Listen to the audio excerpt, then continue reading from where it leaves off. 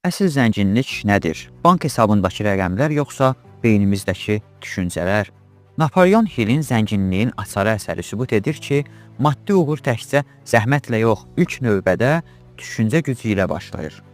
O, uzun illər Amerika milyonçuları ilə apardığı araşdırmalar nəticəsində belə bir nəticəyə gəlir. Zənginlik təsadüf deyil, düşünülmüş və təkrarlanan vərdişlərin nəticəsidir. Kitabın əsas ideyası budur. Nəyi düşünürüksə, ona çevrilirik.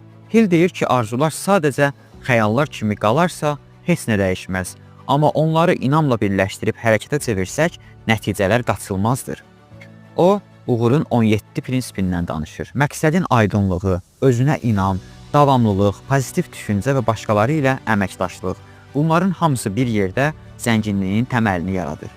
İndi bilirik ki, zənginlik yalnız xaricdə yox, insanın içində, düşüncəsində və əzmində başlayır.